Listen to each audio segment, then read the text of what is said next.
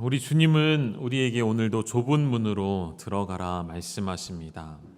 넓은 문은 멸망으로 인도하는 문이 되어지고 그 길이 넓어서 들어가는 자가 많지만 생명으로 인도하는 문은 좁다 말씀하시죠. 그 길이 협착하여 찾는 자가 적다라고 말씀하십니다. 그 길이 그리스도인의 길이라고 생각이 되어집니다. 우리는 이미 좁은 문으로 들어와 그 길을 걸어가고 있는 그리스도인인 것이죠. 그래서 때론 우리의 육신의 즐거움보다는 육신의 고난과 고통이 따르게 되어지고 육신의 즐거움보다는 그래서 영혼의 유익을 사모하기 때문에 오늘도 이 자리에 나오신 줄로 압니다.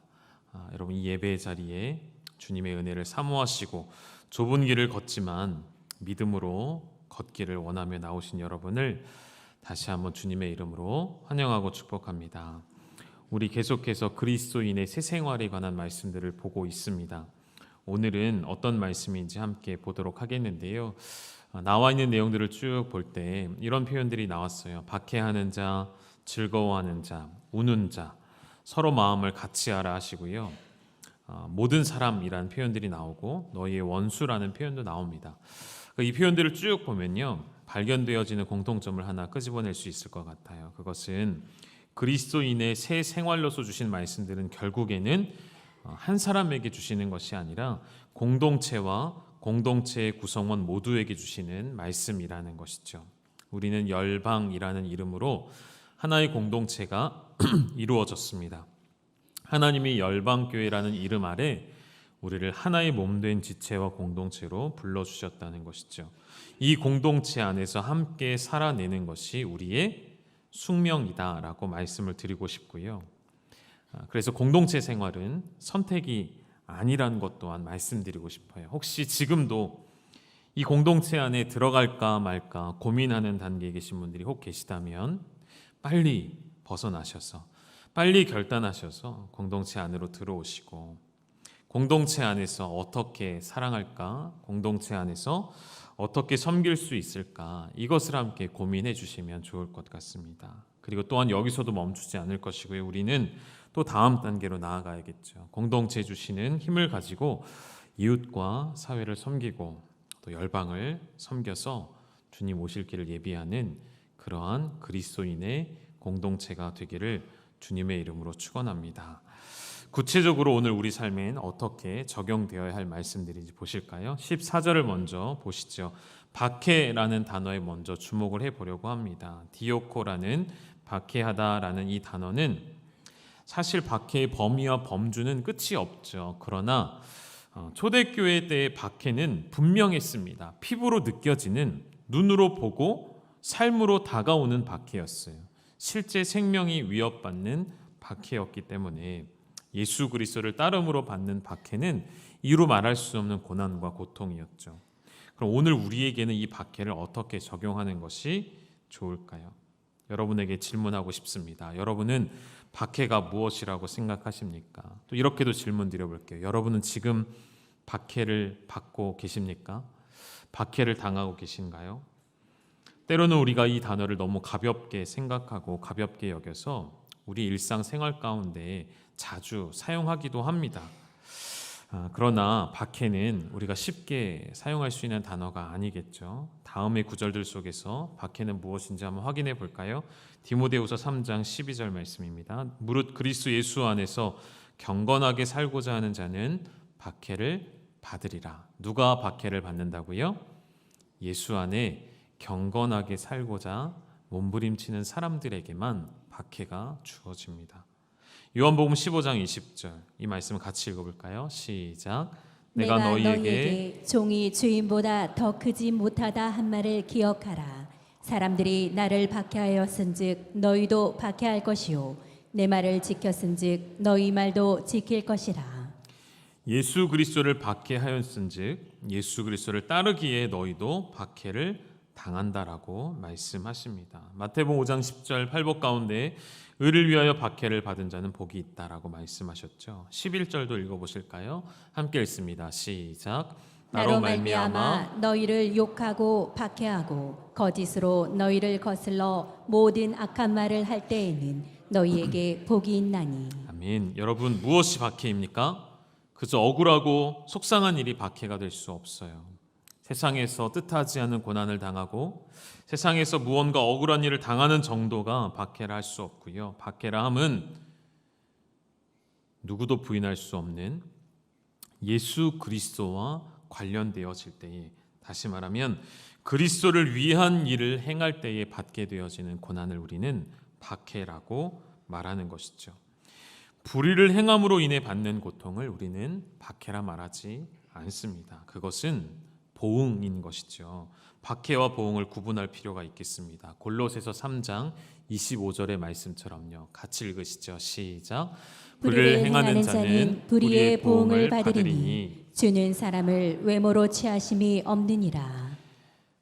불의를 행하는 자는 불의의 보응을 받는 것이죠. 그러나 의인은 의를 행함으로 말미암아 박해를 받는 것입니다.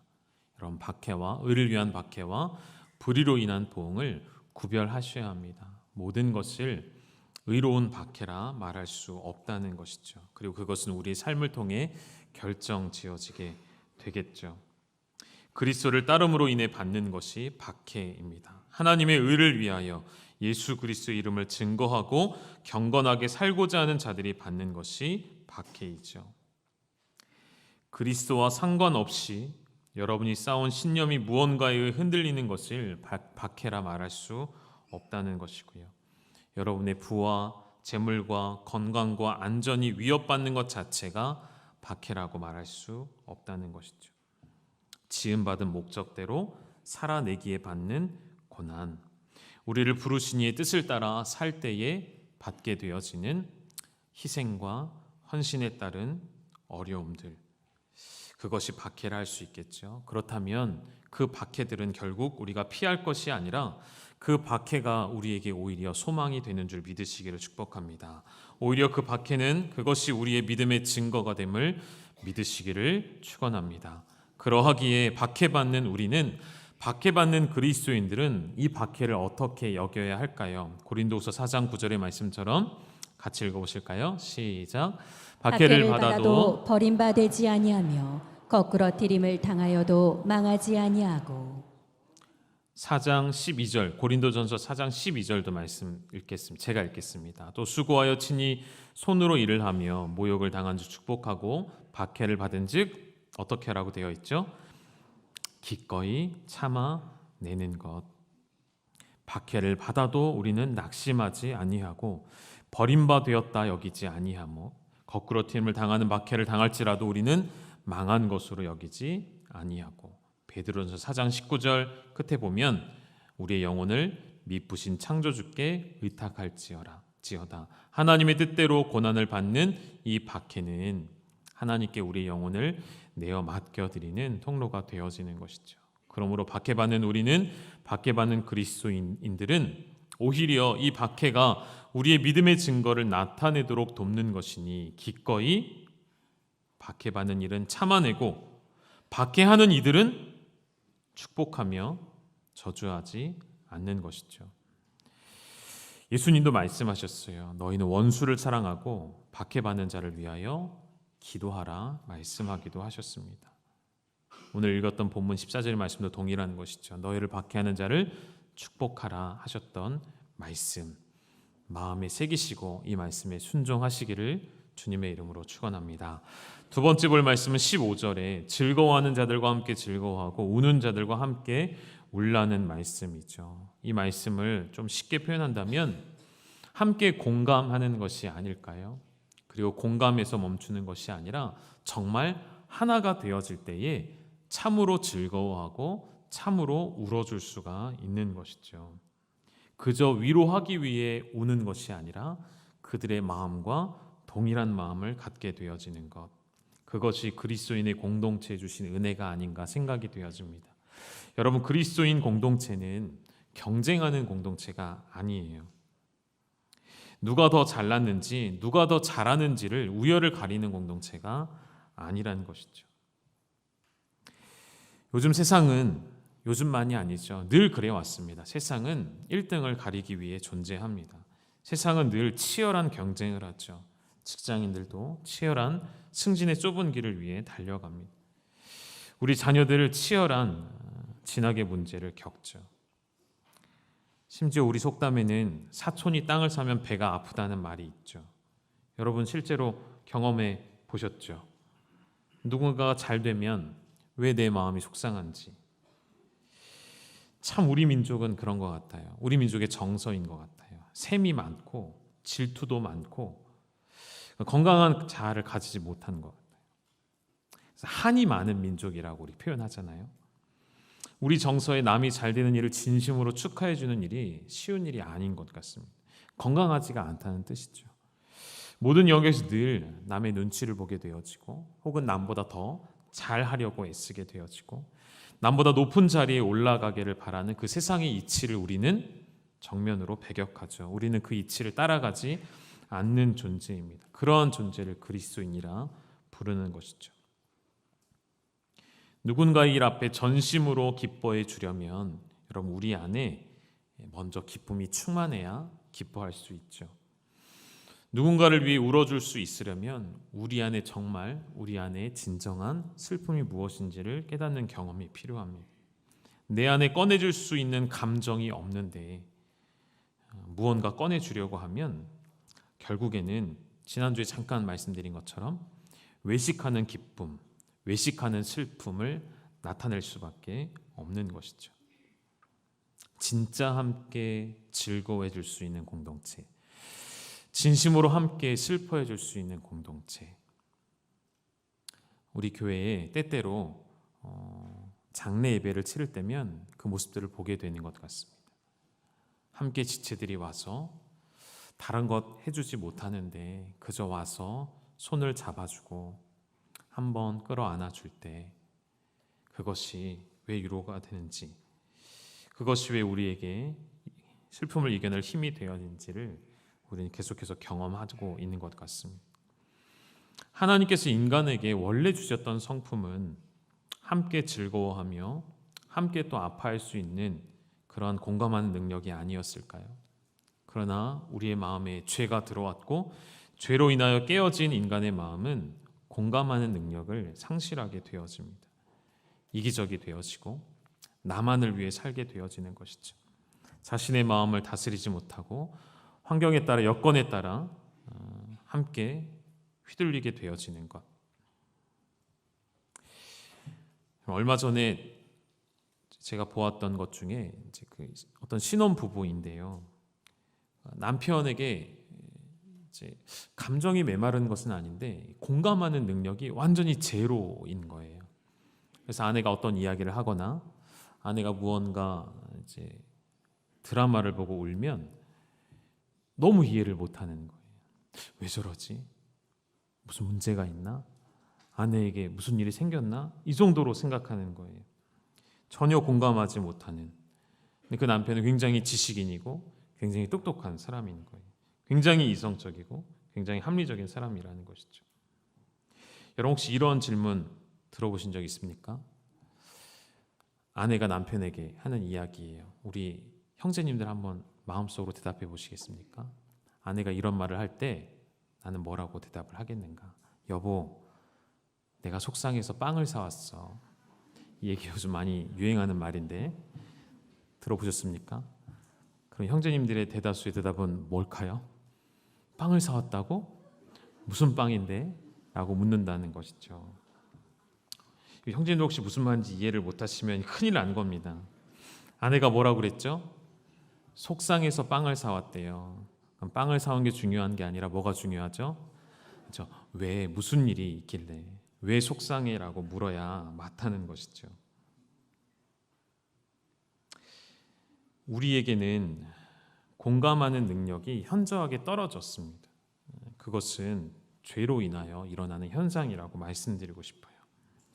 죄가 주장하는 대로 우리는 듣고 죄가 우리의 마음을 주장하는 대로 이끌려가서 내 중심으로만 보게 되어지고 내 중심으로만 살게 되어지는 것이죠. 그것이 그리스도인 공동체 안에도 때때로 나타나는 현상들이죠. 그러한 여러분에게, 그러한 우리에게 이 말씀을 통해 우리의 마음을 같이 하기를 원합니다. 로마서 12장 16절의 말씀 같이 한번 읽어보시죠. 시작. 서로 마음을 같이하며 높은 데 마음을 두지 말고 도리어 낮은 데 처하며 스스로 지혜 있는 채 하지 말라. 여러분, 이 말씀에서 먼저 마음을 같이 한다는 표현을 보실까요? 마음을 같이 한다는 것은 같은 방향은 물론이고요. 저는 이렇게도 말씀드리고 싶어요. 같은 높이에 서 있는 것이죠. 같은 위치에 있는 것이죠. 바로 뒤에 나오는 말씀이 높은 데라는 표현이 나오고 또 낮은 데라는 표현이 있죠.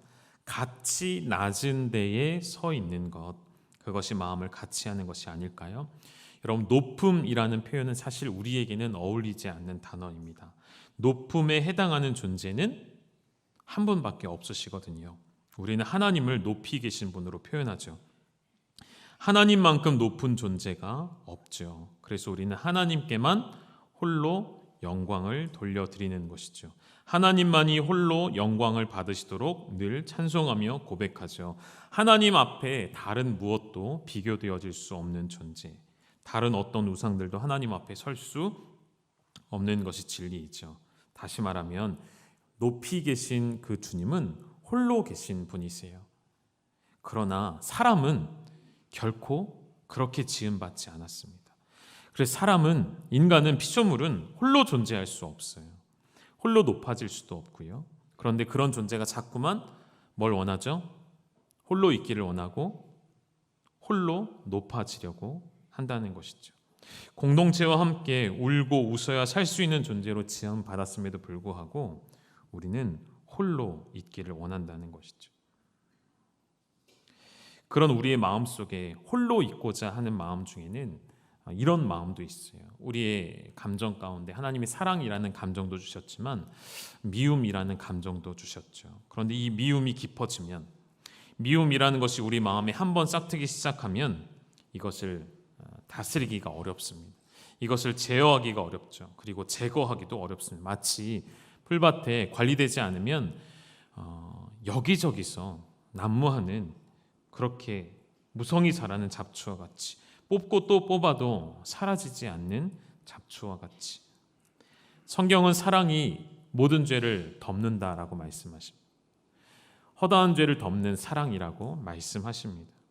이런 미움도 같은 위치에 있다고 생각되어져요. 모든 것을 초월하여 미워하게 되어집니다. 이유 없이 미워하게 되어지죠. 어떤 사람이 한번 미워지기 시작하면 그 사람이 하는 모든 행동, 그 사람이 하는 모든 말, 모든 게 다 싫고 미워지는 것이죠. 사랑이라는 것은 우리의 모든 것을 견디게 하고 지켜주고 인내하며 세워주는 그런 힘이라면, 미움이라는 것은 모든 것을 무너뜨리고 파괴하는 힘이죠. 그래서 가장 먼저 우리의 내면이 무너지게 되어지고 자신의 인격이 파괴되어지고 자기 자신이 망가지는 것을 미움이라는 감정을 통해 보게 되어집니다. 관계 가운데 상대방을 향하여 굉장히 공격적이거나 혹은 반대로 굉장히 방어적인 경우, 여러분, 그러한 것도 어쩌면 미움에서부터 출발한 것일 수 있다는 것이죠. 그런 미움의 일들을 해결하는 것은 결국에는 대가 지불이라고 말씀드리고 싶어요. 요즘 세계 곳곳에 계속되어지는 전쟁이 있잖아요. 내전이 일어나고 전쟁이 일어납니다. 그러면서 꼭 하는 말들이 있죠. 무엇이라고 말하죠? 응분의 대가를 치르게 해주겠다. 우리가 흘린 만큼 너희도 피를 흘리게 만들겠다. 우리가 희생한 만큼 너희도 희생하게 만들겠다는 논리로 미움의, 분노의 감정을 표출하죠. 대가 지불을 원한다는 거죠. 2배로 갚아줘야만 직성이 풀리는 미움의 감정이라는 것이죠. 그런 우리에게 오늘도 주님은 이렇게 말씀해 주시죠. 17절 18절, 아무에게도 악을 악으로 갚지 말고 선한 일을 도모하라. 할 수 있거든 너희로서는 모든 사람과 더불어 화목하라 명령을 주십니다. 여러분, 미움을 이길 수 있는 것, 악을 악으로 갚지 않을 수 있습니까? 어려운 일이죠. 정말 어려운 일입니다. 그러나 그리스도인은 이 미움을 이길 수 있습니다. 왜냐하면 그 모든 대가를 이미 내 대신 치러주신 분이 계시기 때문이에요. 그 주님의 사랑을 받은 우리가 미움이라는 감정에서 그 미움마저도 사랑으로 바뀌는 과정을 경험하게 하시는 것이 그리스도인의 축복인 것이죠. 그리스도인의 특권인 것이죠. 나를 박해하는 자마저도, 나에게 악으로 대하는 자마저도 저주가 아닌 축복으로 갚으시는 성도가 되어지는 것, 그것이 오늘 여러분에게 드리고자 하는 하나님의 말씀, 하나님의 명령입니다. 지난 주 중에 효자고등학교와 주차장 재계약이었습니다. 어떻게 되었을까요? 별다른 이야기가 없는 거 보니까 잘 되었겠다 생각하실런지 모르겠습니다. 잘 안 됐습니다. 어떻게 잘 안 됐냐면 쓰긴 쓰되 시한부적으로 제한적으로 쓰게 되었습니다. 학교에서 이제 인조 잔디를 깔 계획을 세웠답니다. 그래서 이건 어떻게 할 수 없는 일이죠. 그런 계획을 세우셨다면 어쩔 수가 없죠. 그런데 그 과정이 사실 제 입장에서는 되게 기분이 나빴었어요. 그리고 자존심도 많이 상했었어요. 그래서 제 부끄러움을 얘기하는 겁니다. 화가 났었어요. 화를 내고 싶었습니다. 차마 그렇게 할 수 없어서 혼자 분을 삭히며 그렇게 일주일을 지냈던 것 같습니다. 두 번을 미팅을 했는데 이제 두 번째는 제가 못 갔거든요. 일정이 있어서. 두 번째 계약을 하고 저희 이성인 목사님에게 이야기를 들었어요. 이제 아마도 봄에 인조잔디를 이제 교육청에 교육부에 신청을 하면 빠르면 여름쯤 결정이 되고 빠르면 가을에는 설치가 된다는 거죠. 근데 그럼에도 돈은 1년치를 다 내라는 것이었습니다. 상식적으로 생각하면은 좀 그렇죠. 그럼 분납을 해서 그때까지만 쓰게 해주든지 그때까지만 내게 하든지 하면 좋겠는데 여러 가지 막 생각이 다 들더라고요. 근데 이제 그 안에는 이제 복잡한 내용들이 있습니다. 그러니까 학교 측이 무조건 잘못했다는 것은 아니고요. 생각을 하다 보니까 또 말씀을 준비하면서 그런 마음이 들더라고요. 제 안에 막 이런 생각 들었어요. 운동장 관리를 저희가 하잖아요.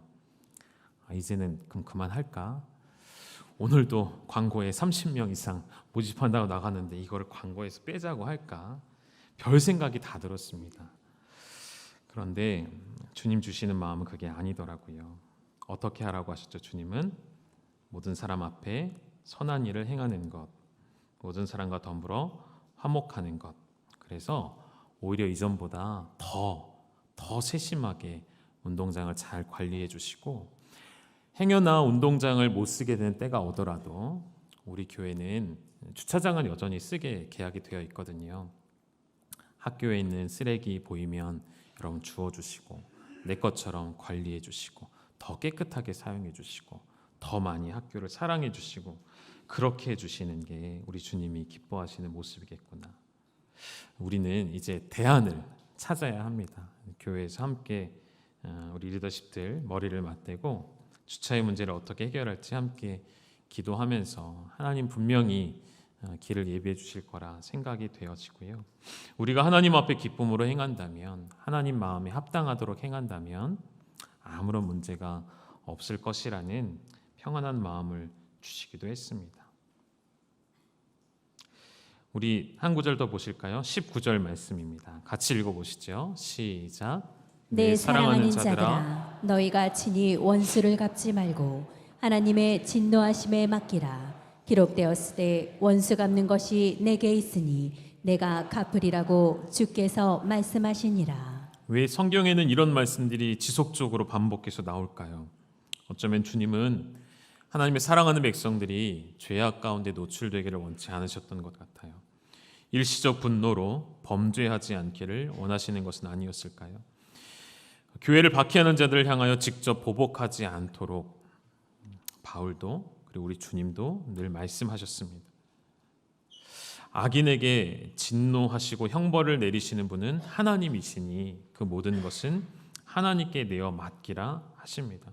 그리고 이 말씀은 이미 출애굽을 앞두고 있는 출애굽한 백성, 가나안 땅을 앞두고 있는 백성이 이미 하셨던 말씀이죠. 신명기 32장 35절에도 그들이 실족할 그때 내가 보복하리라. 그들의 환난 날이 가까우니 그들에게 닥칠 그 일이 속히 오리로다. 거짓된 우상 앞에 사는 자들, 그들의 모든 악한 행위들을 하나님은 친히 심판하시겠다 말씀하는 분이셨어요. 우리가 오해하지 말아야 할 것은 악에 대하여 보응하는 것을 금지한다는 것은 그 죄악에 대하여 가볍게 여기라는 말씀은 아니라는 것이죠. 죄악을 간과하라는 것이 아닙니다. 그것을 하나님께 맡겨드리고 그 죄악을 하나님이 세우신 권세와 말씀을 따라 다루도록 하라는 것이죠. 그래서 우리가 악을 악으로 갚지 않는 이유는 그 일은 하나님이 행하시는 일이기 때문이라는 것이죠. 하나님의 영역, 하나님의 권한이 된다는 것이죠. 20절에 이어서 그런 구체적인 실행사항이 나오죠. 너희 원수가 줄이거든 어떻게 하라고 되어 있죠? 먹이고, 원수가 목말라 하거든 잘 됐다라고 말하는 것이 아니라 어떻게 하라고요? 물을 준비하여 그로 하여금 마시게 하라는 것입니다.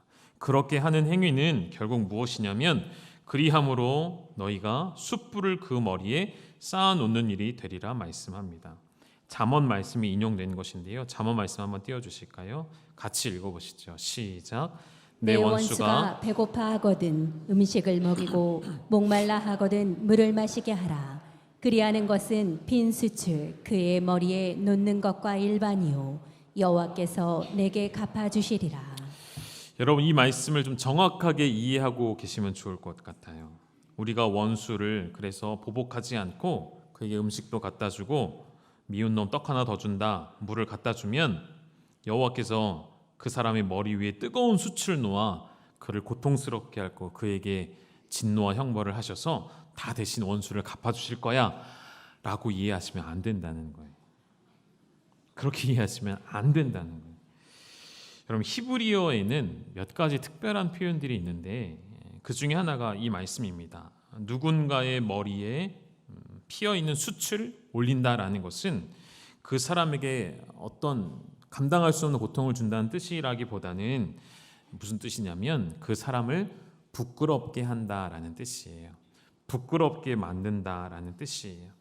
가해자가 있고 피해자가 있다고 가정을 해보실까요?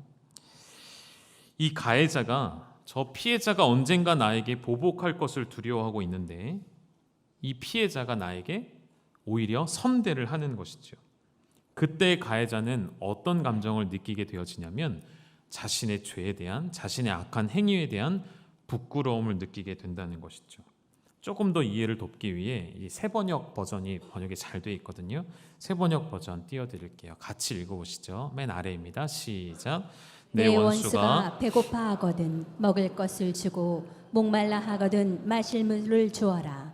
이렇게 하는 것은 그의 낯을 뜨겁게 하는 것이며 주님께서 너에게 상으로 갚아주실 것이다. 아멘. 어떻게 하는 것이라고요? 그의 낯을 뜨겁게 하는 것, 부끄럽게 하는 것, 스스로 돌이켜 회개에 이르도록 하는 것, 그리고 그렇게 하는 것이 바로 너희에게 하나님의 상으로 갚아주시는 것이죠. 다시요, 하나님께서 우리에게 원수를 저주하지 말라 하신 것, 보복하지 말라 하시는 것은 소극적으로 하지 않는 것으로 끝나는 것이 아니에요. 어떻게 해야 되는 것이죠? 적극적인 선을 원수에게 행하는 데까지 나아가라 명령하시는 것입니다. 그래서 어려운 것 같습니다. 그래서 그리스도인으로 사는 것은 참 어려운 것 같습니다.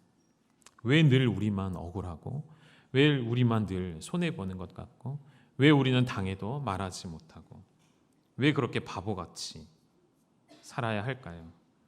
그것은 우리가 다시 태어났기 때문입니다. 우리로 하여금 거듭나게 하셨기 때문이에요. 그리스도인은 거듭난 그리스도인이죠. 거듭난 그리스도의 새 생활이 그러한 것이죠. 다시 구약으로 예를 들어 드릴게요. 가나안 땅을 앞두고 있는 이스라엘 백성들, 그들에게 하나님은 이젠 새로운 신분으로 새로운 정체성을 가지고 살아가도록 수많은 말씀들과 규례와 계명들을 주셨습니다. 그들이 기대함으로 그 말씀을 받았지만 막상 가나안 땅에 들어갔을 때는 그 모든 명령들을 다 어기게 되었죠. 그 하나님 모든 말씀들이 다 사라져 버렸어요. 그런 이스라엘 백성들의 반복되는 죄를 보며 우리는 늘 통독하며 혀를 차게 되어지죠. 이렇게 미련할 수가. 참 단순하고 진리의 길은 명확하고 쉬운데 순종하면 되는데 복종하면 되는데 왜 이렇게 이들은 늘 불평과 불만과 불평 속에 살아갔을까? 돌이켜보면 그것은 우리의 모습이라는 것이죠. 늘 하나님 말씀 앞에 앉아있고 거듭난 존재로 살아가라 명령 받았음에도 불구하고 여전히 하나님의 말씀에서 우리 현실과는 동떨어진 세상을 보고 있는 그러한 우리의 모습이 아닌가, 우리 안에 도전이 되셨으면 좋겠습니다. 오늘 말씀의 결론입니다. 21절, 악에게 지지 말고 선으로 악을 이기라. 가능할까요? 가능한 것일까요? 가능합니다. 어떻게 가능하죠? 박해하는 자를 저주하지 않고 축복하신 이가 계시기 때문이에요. 즐거워하는 자들과 진심으로 기뻐하셨고 우는 자들과 항상 함께 하셨던 분이 우리 앞에 계셨기 때문이에요. 그 길을 우리보다 먼저 걸어가신 분이 있기 때문이죠. 누가복음 23장 34절 띄워주시죠. 이 예수께서 이르시되 아버지 저들을 사하여 주옵소서. 자기들이 하는 것을 알지 못함이니이다. 예수님을 십자가에 못 박은 자들, 그들이 행한 일을 저들은 알지 못하니 용서해달라 구하였던 예수님과 같이 오늘 우리의 걸어가야 할 길을 앞서 걸어가신 주님 앞에 여전히 연약하여서 오늘도 넘어지고 오늘도 하루를 그리스도인답게 살아가는 것이 힘겨운 우리에게 주님 걸어가신 길을 보이시고 그 길을 따라오라 말씀하신 주님 앞에 기꺼이 그리스도인의 삶을 살아내시는 우리 거룩한 믿음의 공동체가 되시기를 주님의 이름으로 축원드립니다. 함께 기도하겠습니다.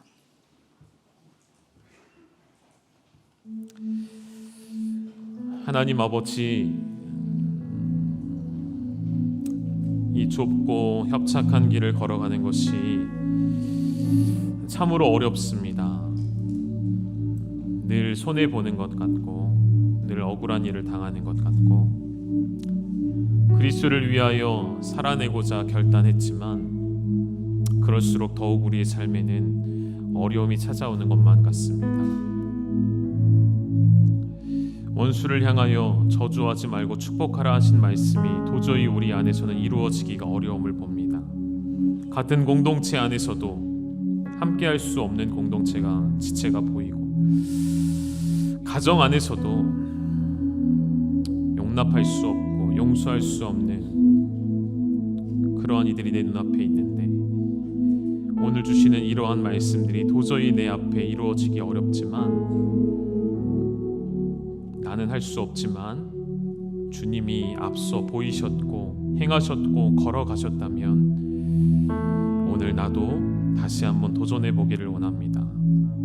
나를 거듭나게 하셔서 내 옛 본성과 옛 자아는 이미 십자가에 못 박으셨고 그리스도의 부활과 함께 우리를 다시 태어나게 하셨으니 그 그리스도인의 새로운 생활에 합당한 삶을 살아내기를 다시 한번 결단하는 믿음의 사람들이 여기 있으니 그 길을 걸어갈 수 있는 힘을 공급하여 주시옵소서. 주님 걸어가신 길을 따라가기를 결단하며 일어서는 믿음의 사람들을 되게 하여 주옵소서. 예수님의 이름으로 감사하며 기도 올리옵나이다. 아멘. 주여 우린 연약합니다. 우리 함께 찬양하시겠습니다.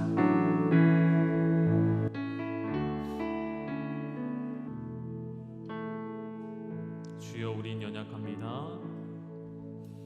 주여 우린 연약합니다. 우린 오늘을 힘겨워합니다. 주 뜻 이루며 살기에 부족합니다. 우린 연약합니다. 주여 우린 넘어집니다. 주여 우린 넘어집니다. 오늘 하루 또 실수합니다.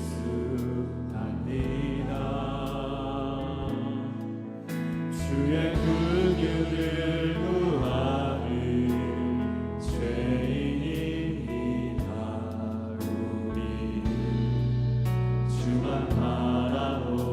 한번 처음부터 찬양하십시오. 주여 우린 연약합니다. 주여 우린 연약합니다. 우린 오늘 힘겨워합니다. 주 뜻 이루며 살기에 부족합니다. 우린 연약합니다. 주여 우린 넘어집니다. 주여 우린 넘어집니다. 오늘 하루 또 실수합니다. 주의 능을 구하는 죄인입니다. 우리 주만 바라봅니다. 한없는 주님의 은혜, 한없는 주님의 은혜 온 세상 위에 넘칩니다. 가릴 수 없는 주 영광 온 땅 위에 충만합니다. 주님만이 길이오니 우린 그 길 따라갑니다. 그날에 우리 이루신 주는 한번 더 고백하실까요? 한없는 주님의 은혜, 한없는 주님의 은혜 온 세상 위에 넘칩니다. 가릴 수 없는 주 영광 온 땅 위에 충만합니다. 주님만이 길이오니 우린 그 길 따라갑니다. 그날에 우리 이루신 주는 완전합니다. 우리 말씀을 붙잡고 함께 기도하실까요? 원수를 저주하지 않고 축복할 수 있는 이유는 이미 우리가 한없는 주님의 은혜를 경험했기 때문인 것이죠.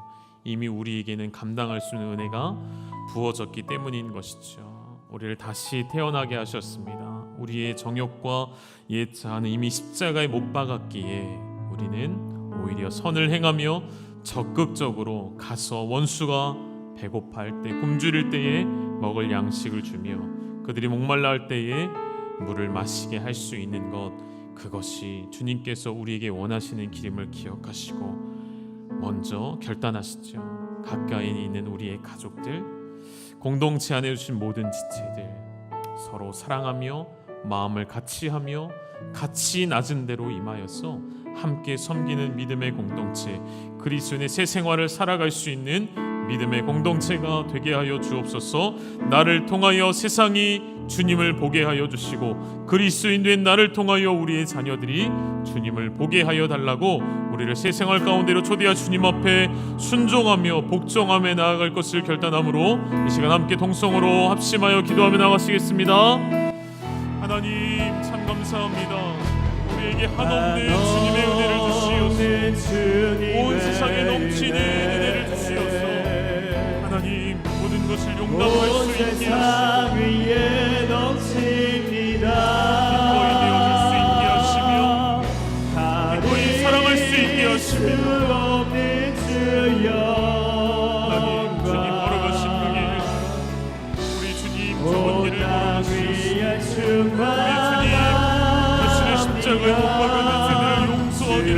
주님만이 길이오니 우리가 그 길을 따라가기를 원하오니 하나님 우리 우리에게 그 주님 길 마음주시옵소서. 따라갑니다. 그리스도인이란 이름에 그 땅한 삶을 살아가게 하여 우리를 이루신 주는 완전합니다.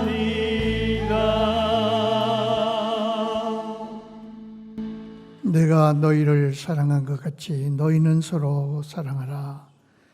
이제도 우리 주 예수 그리스도의 은혜와 아버지 하나님의 극진하신 사랑과 성령님의 위로 교통 역사하심이 세상에서 망할 수뿐이 없던 우리의 인생을 십자가의 보혈의 은혜로 씻어주시며 죄에서 건져주셔 영원한 영광의 축복을 누리게 해주신 그 은혜 생각하며 오늘도 이 아침에 주님 앞에서 예배한 열방의 가족들, 원수에게 행하는 모든 일들, 악한 자에게 행하는 모든 방법이 십자가의 사랑으로 그 모든 일들을 행하며 변화시키기를 원하는 아름다운 마음으로 주님 앞에 예배한 열방의 가족들 위해 하나님의 놀라운 은혜와 축복이 이제로부터 영원토록 함께 있을지어다. 아멘.